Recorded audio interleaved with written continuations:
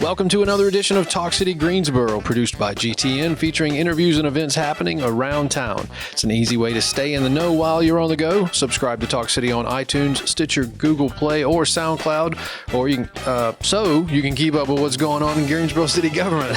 That's what happened when you get a week off. That's right. I'm your host, Josh Johnson, I think. And joining me in the studio is Mr. Devin Smith. Sir, good to see you again. Nice to see you as well. Glad to be back. Podcast, you weren't here, so Carlos filled in for you. I think he's coming for your job.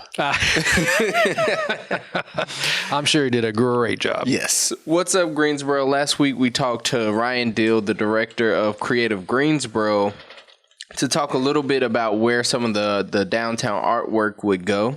The Greensboro History Museum has been working to secure some of those murals. So we invited Rodney Dawson, the Curator of Education at the History Museum, to talk about how the artwork will be displayed and the History Notes podcast and a little bit more. So how you doing, Rodney? Thanks for coming. Doing well. Appreciate you inviting me. Thanks for coming, man. See you all again. The last time we saw Rodney, we were at Dame's Chicken and Waffles. Yep. This is a little. We ate well then. Yeah, this is a little less exciting. Just sitting around the table. This time I got a cup and you told me I couldn't use it. Right. I apologize about that. So let's start with you explaining a little bit about what you do as Curator of Education. You know, whenever someone asks me what I do, I said I'm what's called a Curator of Education. Mm-hmm. Some museums call it Director of Education, but it's not a very well understood or well known title. All museums have someone that works in the educational capacity, but my job is to become a resource for our K-12 schools as well as our institutions of higher learning, Guilford Colleges, Winston-Salem State, even Winston-Salem State, but mainly Guilford College, Greensboro, North Carolina A&T, UNCG. And work with the schools on, they might call me or I might have an initiative where I'll call them. Mm-hmm. Like we're working on, before COVID-19, we're working on something with the media department at Grimsley High School. Okay. Mm-hmm. With Josephine Boyd. Okay. And doing a series where it was a face-to-face panel discussion. And of course, Grimsley was formerly Greensboro Senior High, where she integrated, the first African-American to integrate the school. So we're working collaboration on things like that, or went to a middle school, Lincoln Academy. They were building a museum, a prehistoric museum, and so they didn't have a lot of places to visit. Yeah. And so they said, how do we build a museum? So we put a PowerPoint together, went over there, worked with the class, and then a couple months later, they unveiled a museum that the students created. Very nice work, cool. too. Oh, wait, that's very cool. Yeah.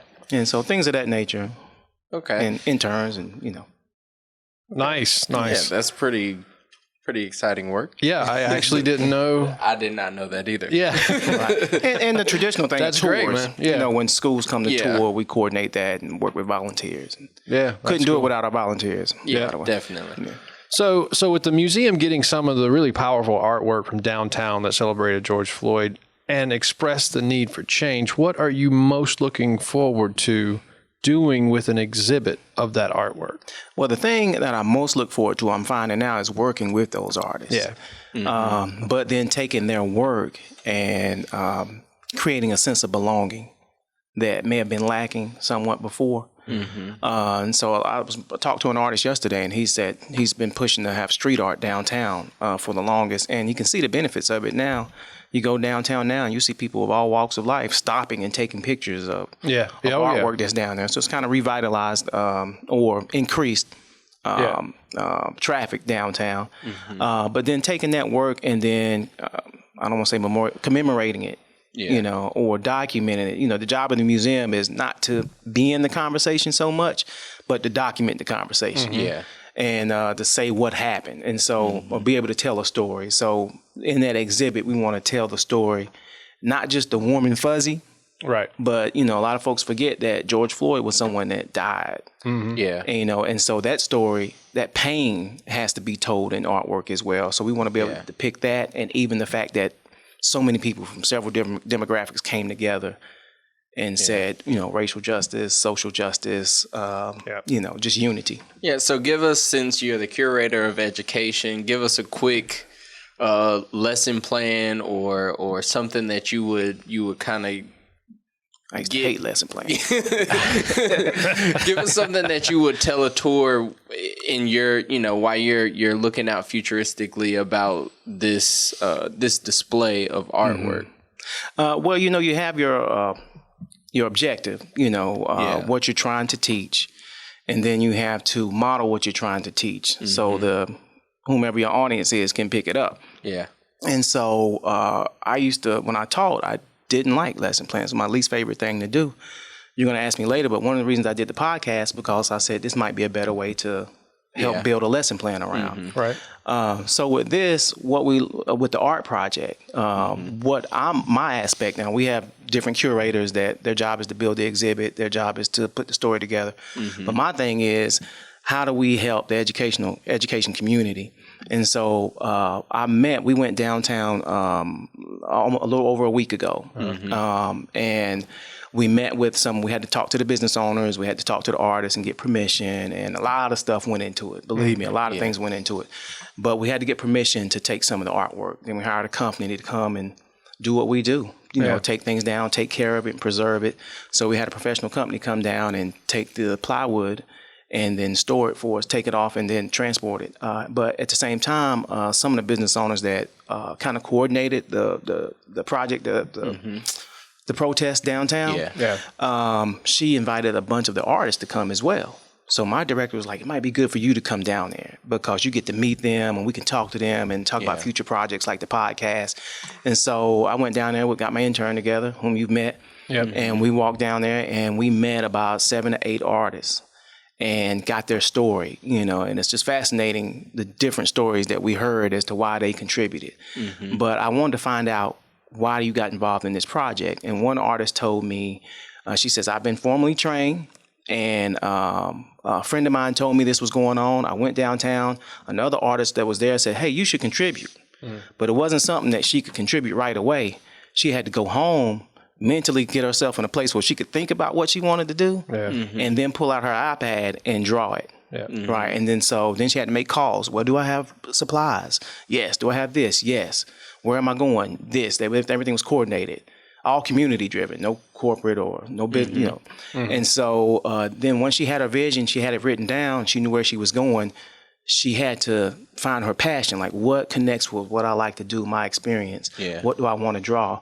When she drew it out, she was able to go down there the next day or a couple of days later and do her painting. She did a Unity mural. And so that whole concept, if you're a class, whether you're an art student or you're a history buff that wants to do an art project, what goes into that? So I know we can't say, oh, you have to have this angle and you have to use this paint and this kind of stroke. But almost a step-by-step process, but maybe not where it's laid out on paper, but where you hear someone tell you what has to go into, you have to get, in radio, we used to call it theater of the mind. What has to get your mind right in order to tackle this project? So I want students to see that there has to be some type of passion connected to it. You have to have some kind of experience, and you have to have a desire, and then you have to follow execute these steps. Execute the steps, to then come out with your finished product. And then you'll be proud of it, and then it may relate to someone. Yeah, definitely. I mean, I think the artwork downtown has been amazing. I know some people, when the boards first went up, it was just like, oh my goodness, look at downtown. It's all boarded up. And then in a week's time, you just started to slowly see things change. And now all of a sudden, those brown boards were not keeping people away, but bringing people in. Right. And I don't want to jump the gun, but that was the purpose. When I talked to the artists, all of them said just that.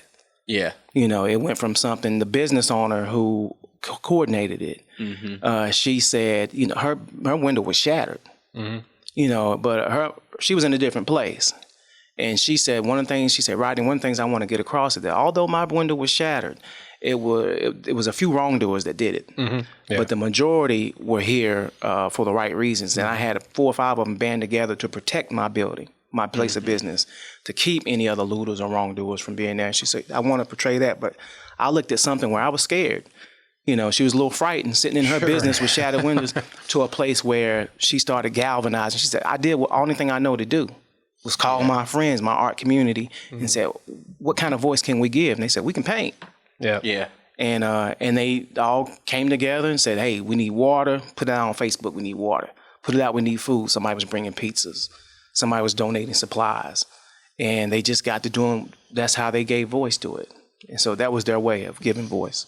Yeah, and speaking of giving voice, the city is trying to get everybody involved. And so they created the Race GSO campaign. Right.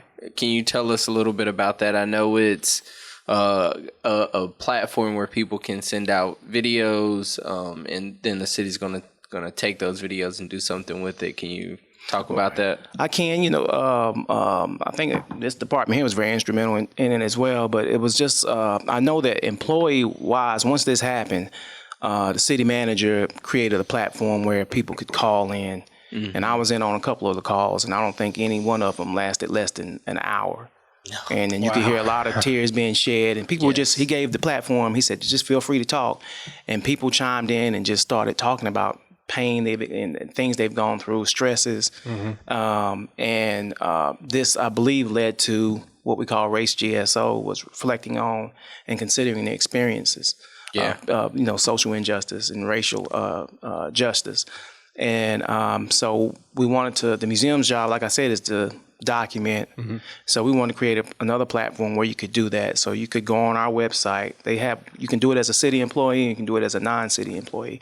But if you go on greensborohistory.org, is one way, and then you scroll down, you'll see Race GSO.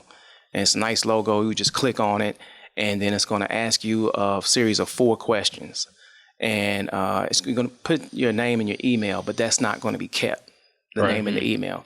But when you can answer one of the questions or all 4 of the questions. It doesn't matter what number, but you have an opportunity to answer 4 questions or reply to 4 questions.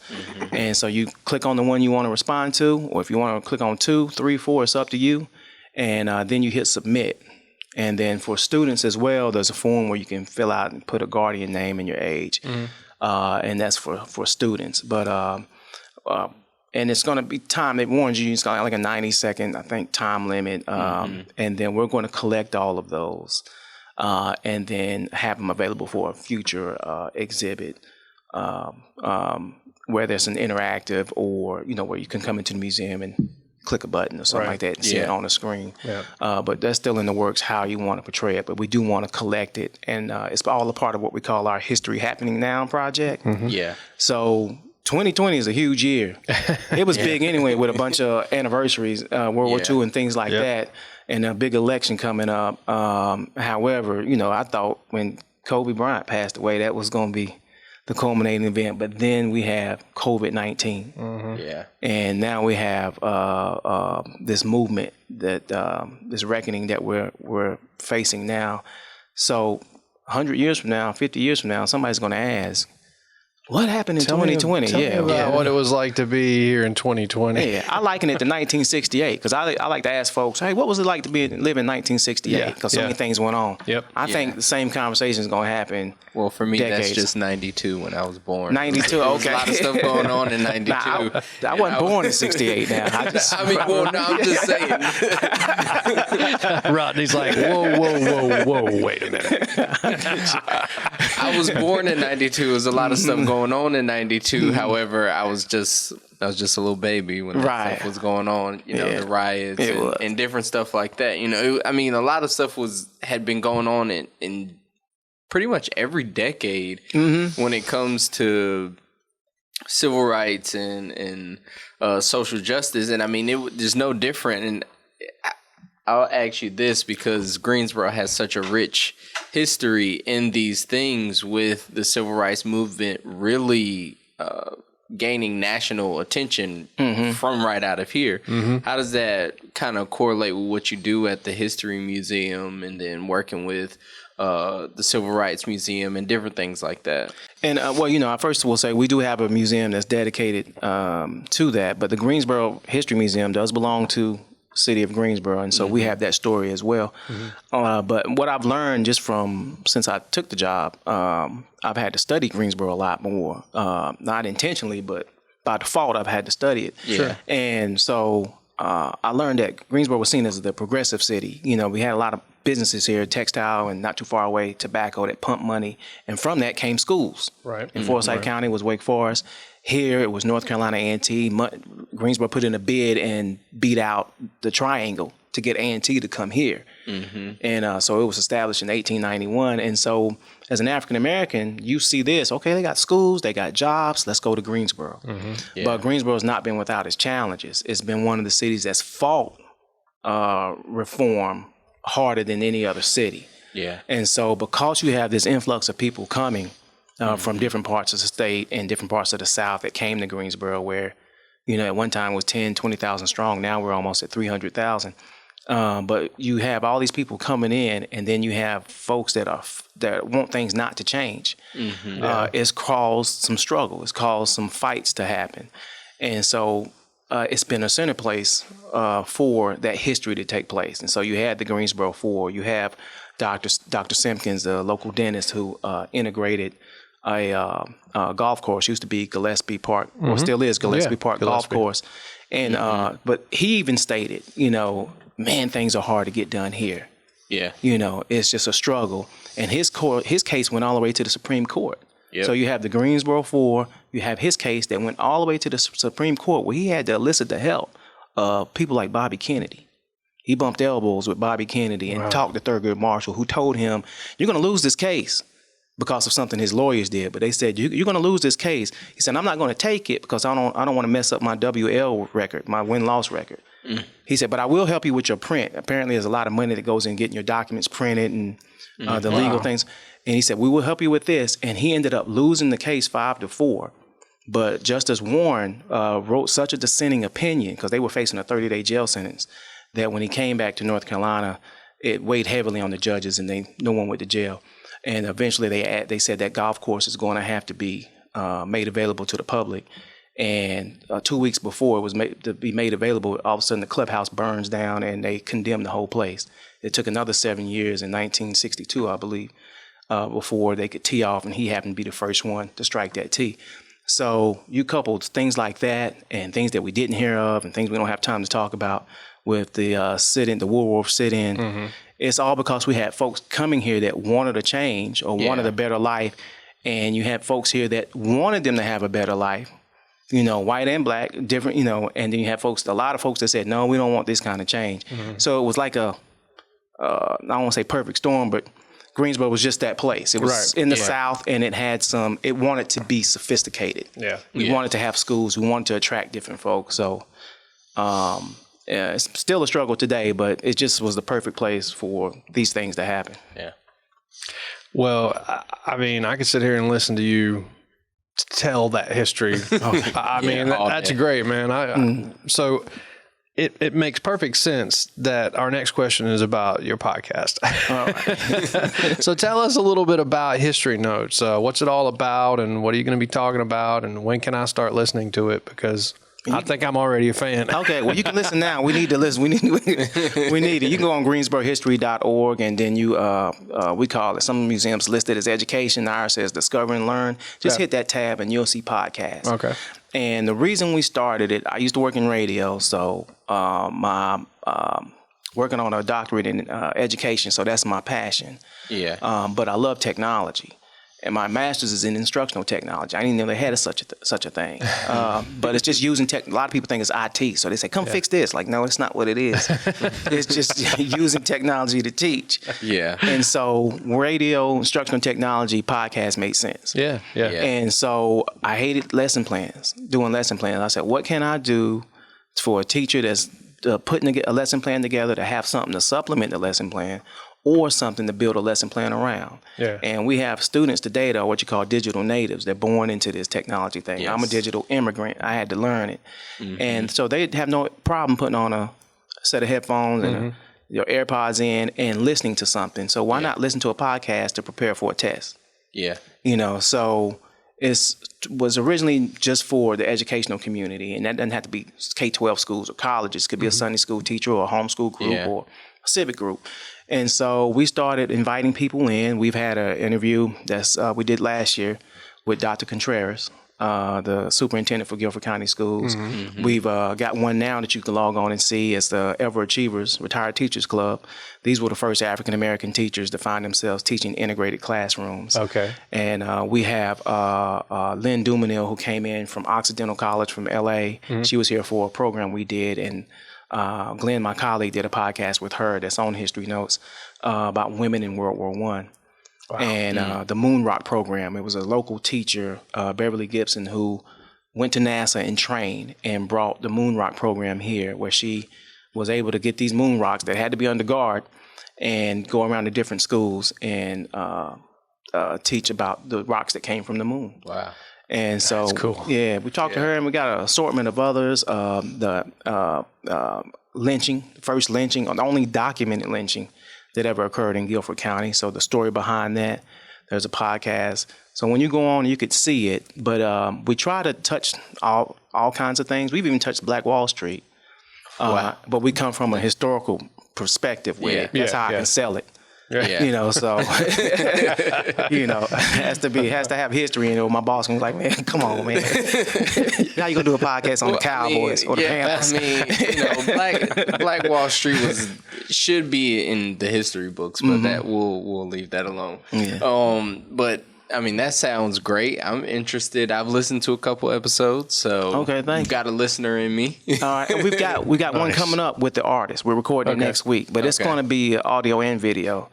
But we got 8 of the artists that have contributed to have work downtown that we have in the museum now, as well as one of the business owners. And so it's going to be a sit down. We're in one of the courtyards. It's a beautiful courtyard. We're going to sit in the back of the courtyard and film it and have this podcast and talk to them like, why did you do this? What do you hope to get out of it? Yeah. That type of thing. That's going to be great. Yeah, I'm looking forward to that. Yeah. And I appreciate you for coming. I emailed you a couple days ago. You were like, man, let's do it. So I owe you all. You all did great work on that, Dames. I'm getting the credit, but y'all did the work. That's all right, man. And we'd love for you to come back here anytime. Yeah. Oh, absolutely. Great to have you on here. Love to. All right. Well, thanks for coming again. Everybody stay tuned in weekly by subscribing to Talk City Greensboro on iTunes, Stitcher, and Google Play. And don't forget, you can download Talk City from SoundCloud. That's it for this week. Thank you for tuning in to Talk City. Be sure to watch GTN, your official source for news and information from the city of Greensboro. GTN is available on Spectrum Channel 13, AT&T Uverse Channel 99, and North State Channel 31. GTN also streams live and on Roku at the city's website at greensboro-nc.gov. Have a good one. Thanks, everybody.